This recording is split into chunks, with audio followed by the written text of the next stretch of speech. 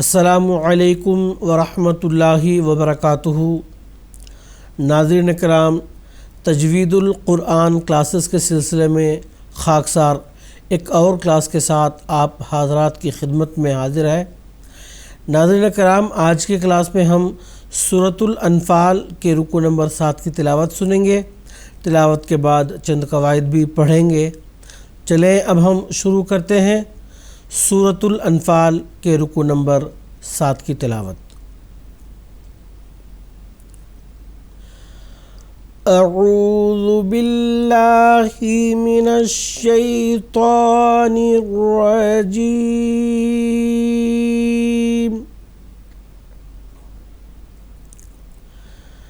بسم اللہ الرحمن الرحیم۔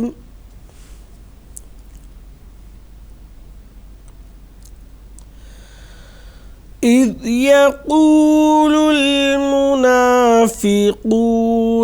والذین فی قلوبہم مرض غر هؤلاء دینہم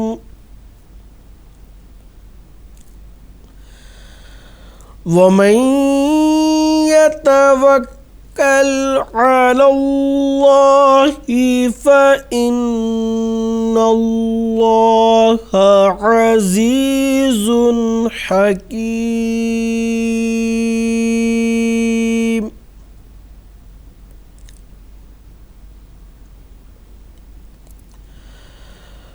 وَلَوْ تَرَىٰ إِذْ يَتَوَفَّى الَّذِينَ كَفَرُوا الْمَلَائِكَةُ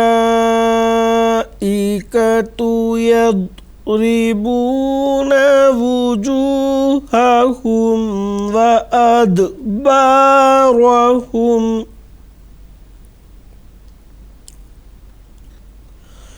وَذُوقُوا عَذَابَ الْحَرِيقِ۔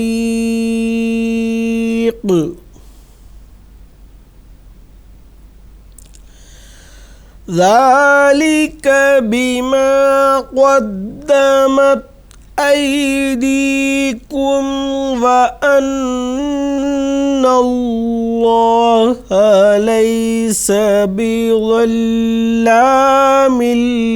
لِّلْعَبِيدِ۔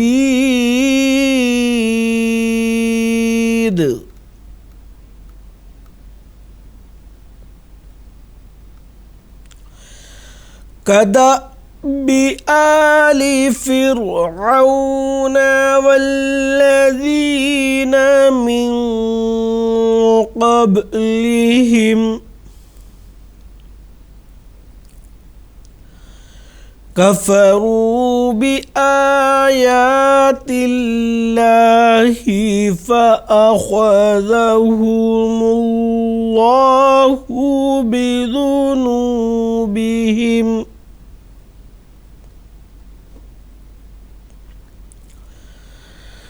إن الله قوي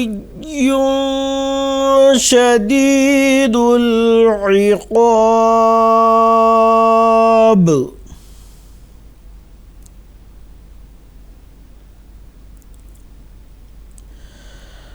ذلك بأن الله لم يكن مغيرا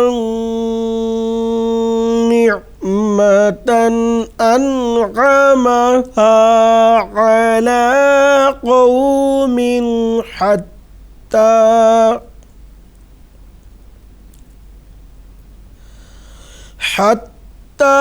يغيروا ما بأنفسهم وأن الله سميع عليم۔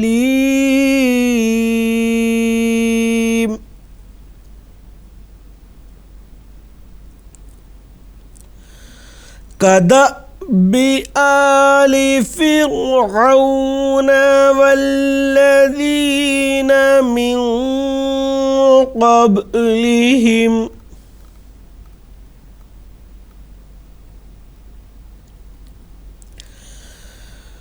كذبوا بآيات ربهم فأهلكناهم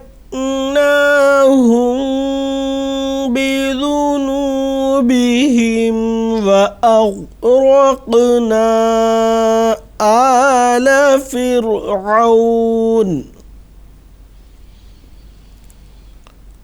وكل كانوا ظالمين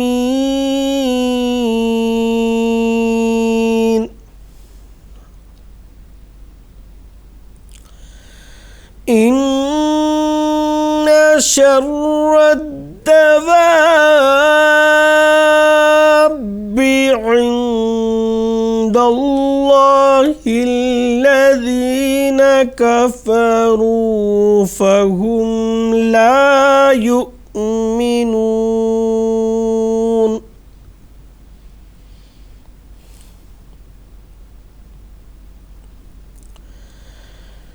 الذين عاهدت منهم ثم ينقضون عهدهم في كل مرة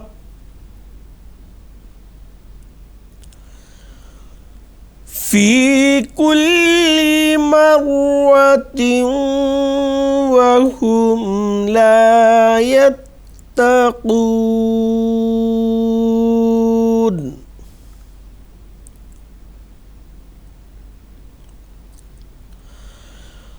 فإما تثقفنهم في الحرب فشرد بهم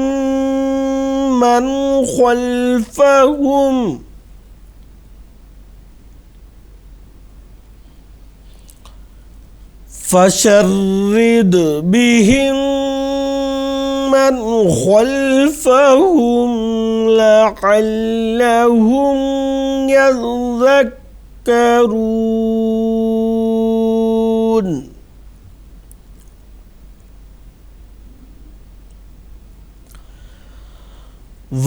وَإِمَّا تَخَافَنَّ مِنْ قَوْمٍ خِيَانَةً فَانبِذْ إِلَيْهِمْ عَلَى سَوَاءٍ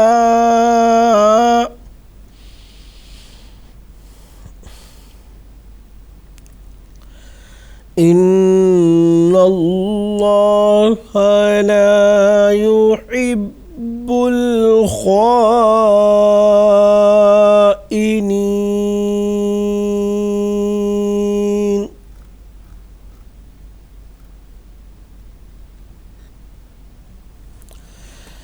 ناظرین کرام، اب تک ہم سورۃ الانفال کے رکو نمبر 7 کی تلاوت سن رہے تھے۔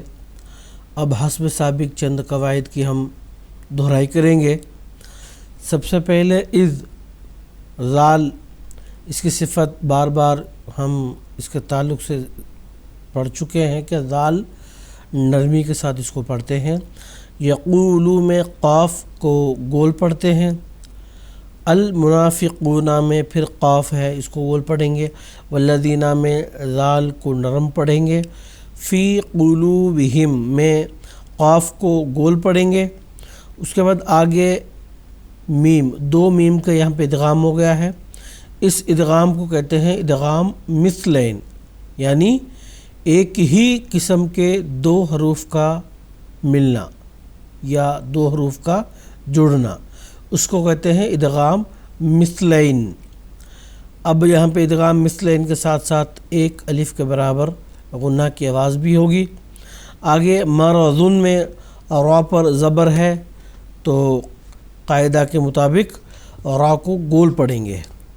اس کے بعد ضاد ہے، یہ بھی حروف مستعلیہ یعنی پر گول پڑھے جانے والے حروف میں سے ایک حرف ہے، اس کو گول پڑھیں گے، اور اس پر جو تنوین ہے یہاں اس کا اظہار ہوگا۔